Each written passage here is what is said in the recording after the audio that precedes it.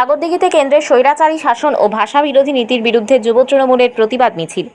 মাননীয় মুখ্যমন্ত্রী মমতা ব্যানার্জির নির্দেশ এবং সাগরদিঘির মাননীয় বিধায়ক বাইরন বিশ্বাস মহাশয়ের নেতৃত্বে আজ সাগরদিঘিতে কেন্দ্র সরকারের স্বৈরাচারী শাসন এবং ভাষা বিরোধী বিজেপি সরকারের বিরুদ্ধে জোরদার প্রতিবাদ মিছিল অনুষ্ঠিত হয়।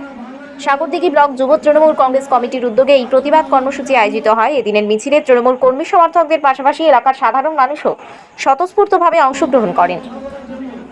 বক্তারা কেন্দ্রের নীতির বিরুদ্ধে তীব্র ক্ষোভ প্রকাশ করেন এবং অভিযোগ তোলেন, বিজেপি সরকার একাধারে গণতন্ত্রের উপর আঘাত হানছে ও বিভিন্ন রাজ্যে নিজস্ব ভাষা ও সংস্কৃতিকে দমন করতে চাইছে। এই মিছিলের মধ্য দিয়ে রাজ্যের জনমানুষে এক স্পষ্ট বার্তা পৌঁছে দিতে চাইলেন সাগরদিঘির যুব তৃণমূল নেতৃত্ব। ধন্যবাদ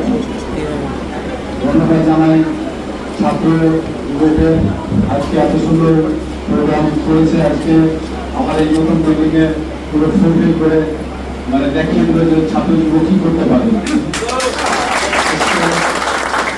প্রধানরা কিছু মহিলা সকলকে আমার আন্তরিক ভালোবাসা প্রতিবাদ করছে। আজকে আমাদের বাংলা ভাষাকে বিজেপি শাসিত রাজ্যতে ছোট করা হচ্ছে, অনেককে মারধর করা হচ্ছে। এইগুলো আমাদের 21শে জুলাই আমাদের নেত্রী আন্দোলন করতে বলেছিল, তাই আজকে আমরা এই প্রতিবাদ সভা করছি। আমরা আপনারা সকলে যে এই সভায় সাফল্য করলেন এর জন্য আমি